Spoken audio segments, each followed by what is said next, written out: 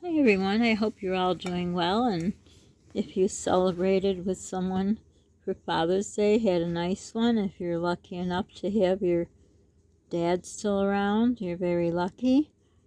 If you're a mom who is both mom and dad, I hope you had a great day. I don't think I have any men in my subscribers. I haven't looked in a while, but if there are any, I hope you had a happy Father's Day if you are a father.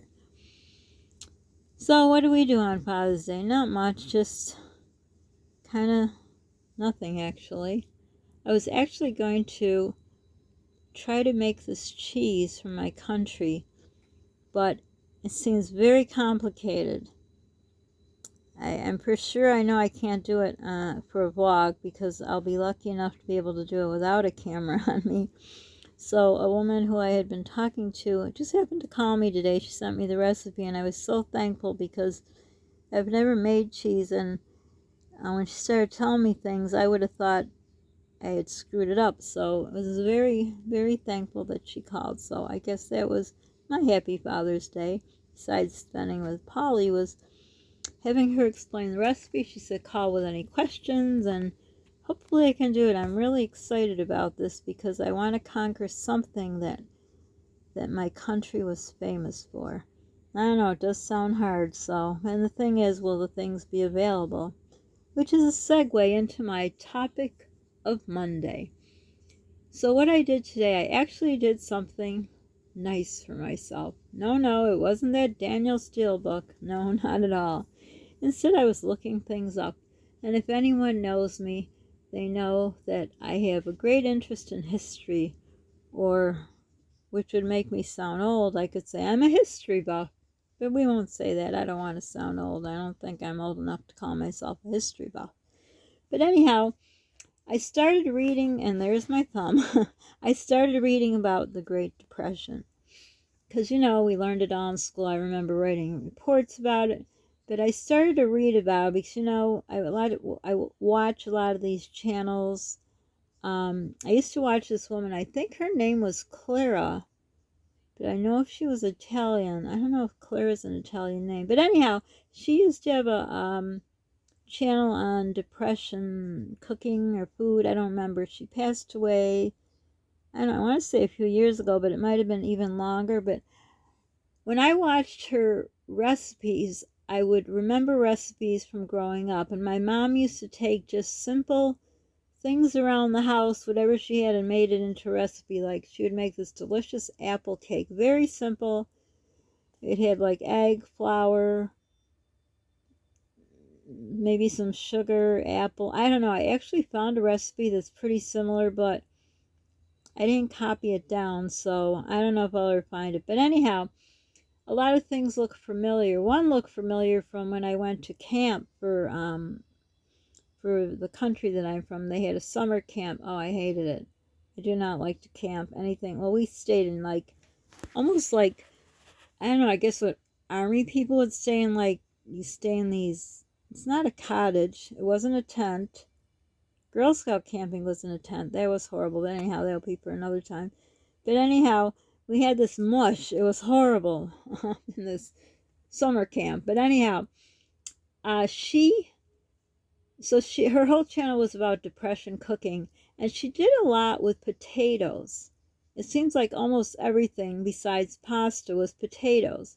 So I'm wondering, I was reading a little about the depression, and that people would make recipes that had nothing to do with dairy products because dairy products were hard to find.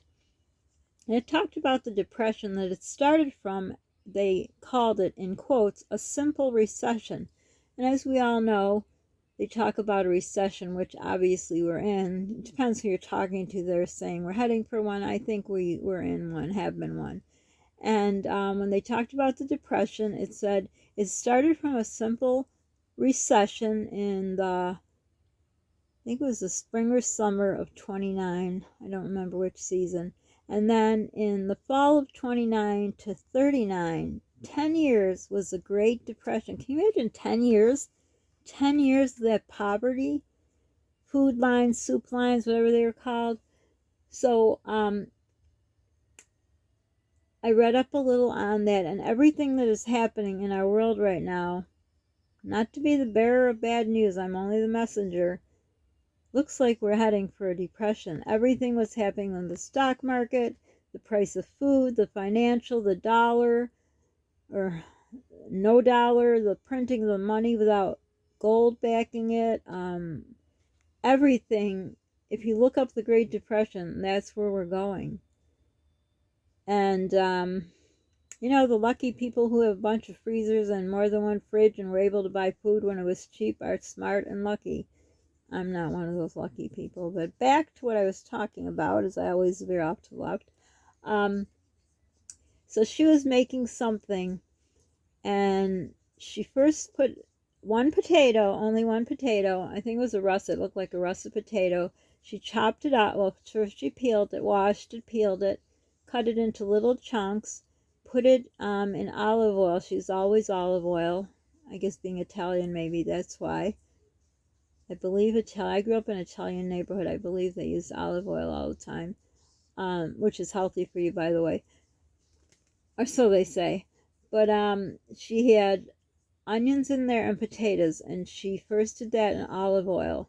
And my mom used to make, but she used butter. We always had a huge tub of butter because her husband loved butter. So she would make potatoes. She'd peel them real thin and make them in butter. I don't know how she could do it. I tried my hardest, and my potatoes never worked out like hers. They were nice and soft and delicious. She put a little salt and pepper on. But anyhow, she was doing a similar thing, this woman on the channel. But she had little cubes with the onion. My mom did onion too. So once she did that, then she added a can of peas, and the can had no label. So I'm thinking this was a ration they got. So I'm thinking maybe they got potatoes and canned goods as ration. So she took this can of peas and put it with the things that she was just doing. And then I think she added a little water. And then I watched a lot of her videos just today to revisit her. And then after she cooked, yeah, she must have had water in there because the potatoes would not be soft. So she had the onion, the salt, and the pepper to make the taste for the potatoes. So she had the water for the peas, which the peas would cook quicker because they're out of a can, because they basically have to be warmed up. But anyhow, everything turns into a long story with me. Anyhow, so the water was for the potatoes. Once the potatoes were almost done, she put in pasta. I think they're called Ditino, something with a D. They're little, like, if you take an elbow macaroni and cut it in 3 pieces, that's what this pasta is called. It begins with a D. Anyhow, so she put that in and brought the noodles to, I believe it was al dente. I like my noodles mushy, but that's what she did. And what she did is, once she put the noodles into the water was already hot. So she turned the stove off and put a lid on, and that's how the noodles cook, to save money. So my question would be, with a gas stove, you turn it off, there's no more, heat. Like on an electric stove, if you leave a pot on, there's still, it takes a while for the heat to cool down. But that's what she said they did. So she definitely must have al dente pasta. So then it didn't taste good enough to her, so she put some sauce, which she made homemade, and then she added some cheese, which I would think would be a luxury in the time of depression. So I'm wondering, for sure those cans, because there were no labels, and on the top it was written peas. But whatever she made, she always put a potato in. So I was thinking it must be like a thickening agent. And then I started thinking, potatoes have a lot of starch. And when you have to thicken something up, like I used to make this raspberry sauce for cream of wheat for my first set of kids, my first marriage, and I used cornstarch. So the potatoes must have been used as starch, and maybe the potatoes were the ration they got, or potatoes or something they could get. So she always used potatoes. She then she showed another recipe on making tomato paste. So she took cherry tomatoes, and I don't remember if she boiled them or she put them in boiling water, which makes the skin easier to peel. Then she was peeling the tomatoes, which I want to make a recipe that was on TikTok with tomatoes and feta cheese. So I have to peel them, which reminded me that would be a good way to do it. So anyhow, she peeled the little cherry tomatoes, put them with garlic. She put garlic in a press, and she let them go in the oven until they turned into mush. Okay, these are the peeled tomatoes. So then she got 7 or 8 tomatoes, and again, put them in hot water, easier to peel. Put them in there with the garlic and the bay leaves, and she put, actually in the sauce itself, she put a whole clove of garlic, even with the skin on it. The skin, peel, whatever it's called. So now she boiled it down. No meat, of course, because there was no meat during the Depression. Oh, there's a little fruit fly. That is gross. Whenever you get bananas in the house, I don't know, I always have fruit flies. Go away. So anyhow, she made her sauce. Back to that other thing. Did I tell you she put spaghetti sauce? No, sauce. She put, you know, that cheese. We call it spaghetti cheese. But anyhow, so the sauce that she used, my point was she made. So everything was homemade. And that's what I said when I grew up. My mom made everything homemade because we had no money. We were poor. So whatever she had, like she grew tomatoes in the garden, whatever. Now I'm talking about my mom. So that's where she got it from. Now, my mom didn't live through the Depression, so she just, in their country, like I said, they had escaped their country and they came here with nothing. And well, they went to Canada first, but anyhow, they had nothing, so everything was very valuable. And I have found, like, through what we're going through, which after reading through this Depression, actually don't read through it because it's just going to clarify more that we're heading for a depression. But anyhow, like if I have 2 sticks of butter back in the day, I would get another 1 or 2 things of butter, especially back in the day when Costco, you know, you could get 4 pounds of butter for $7.99. Now it's twice as much, if not more. But I thought, no, that butter's just got to last because you just can't afford it, and it's terrible. It's an awful feeling to have to worry about butter and ration. Like, gee, can I make Polly that ooey gooey cake, or should I save the butter for toast for him? It's very hard. And but this lady was very cheery, and she talked a little about getting old and how awful it is, and the aches and pains and all that. And but she was, I don't remember, the last age she said was either 90 or 92, but she was such a pleasure to watch, and it just reminded me of me growing up. Obviously, I wasn't around in 1929 or 39 or those years, but just reminded me of how I grew up with the simple little things, and it's kind of come around full circle where, you know, I love to bake and cook and all, and I mean, we used to have chuck roast in my first marriage with potatoes and carrots. The best potatoes and carrots are ones you make in the oven with a roast. Oh, I could still remember the taste.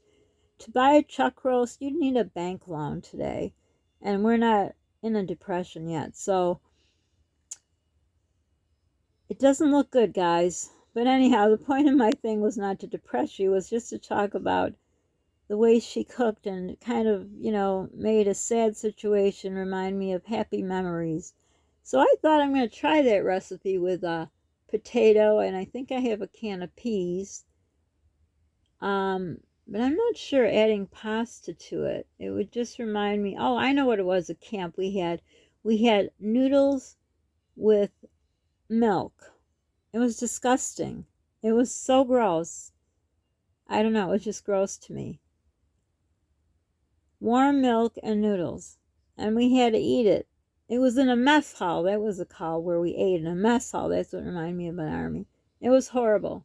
Oh my gosh, was it horrible. But I guess in bad times you eat what you eat. And also they talked about peas and rice and basically anything without, you know, dairy, because I don't know, it either was hard to get or they couldn't afford it. But it seems like it was hard to get.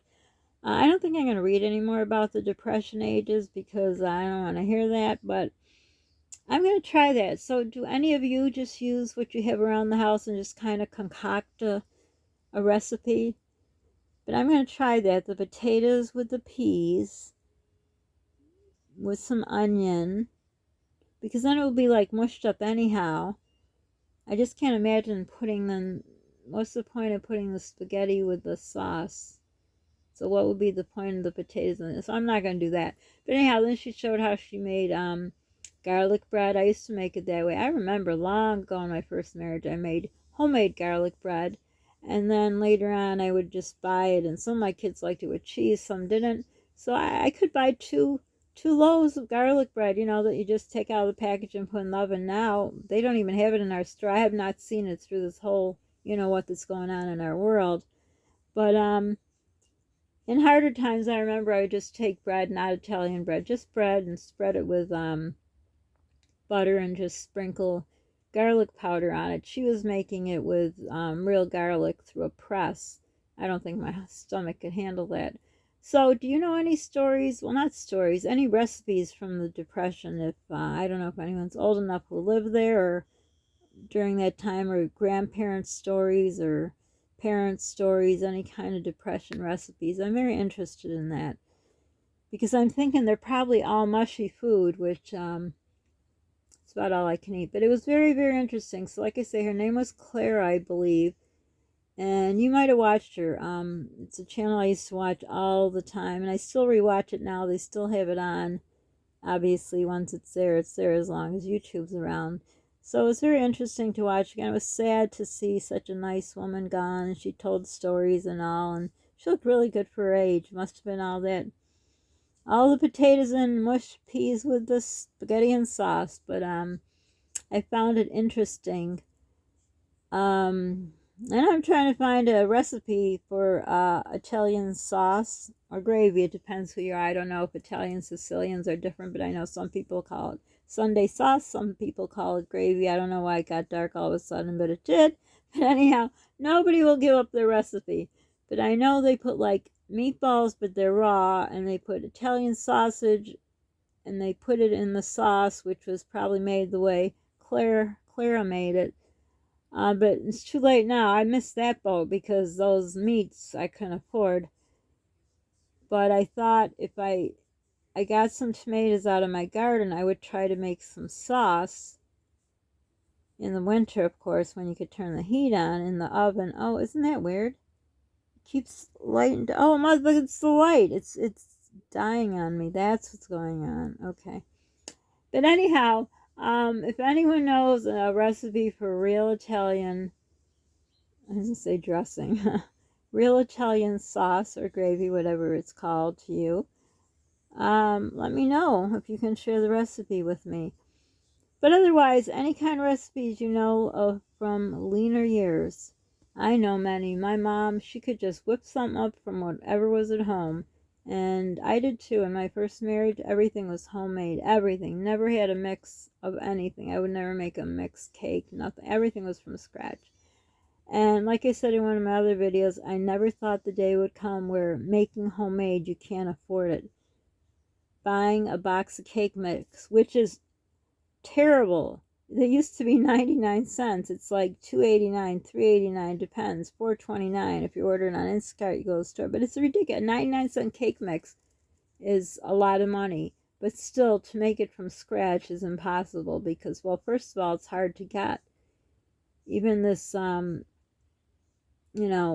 making any recipe, it's hard to find all the ingredients. So anyhow, if I do Clara's recipe, I probably could do that to show you. It won't be for a good 10 days because we're going to have a heat spell, a real bad heat spell, so won't be doing any cooking for sure because can't heat up the house anymore. But let me know if you know any kind of recipes from that time or any kind of recipes just to put together with stuff you have at home. So for now, I hope you had a wonderful day if you're just a mother or a woman and have no reason to spend Father's Day. What did you do today? I'm sure a lot of single dads were out with their children.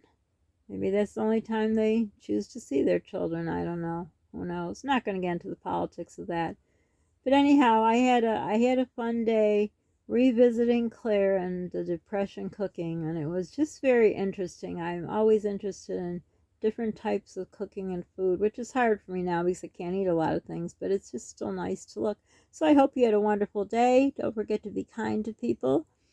Don't forget to hit subscribe. Thank you to the new subscribers I have. please hit that like button. It really helps the algorithm, which puts my videos out there, which grows my channel, which Polly and I would really appreciate. Be kind to yourself. Do something nice for yourself. You deserve it. You're important.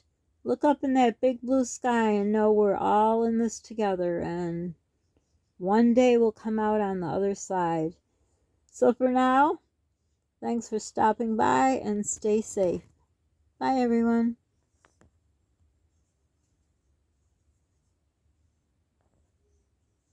And it doesn't shut off. Why does my thing not shut off? Hi, everyone. I'm still here. It's not shutting off.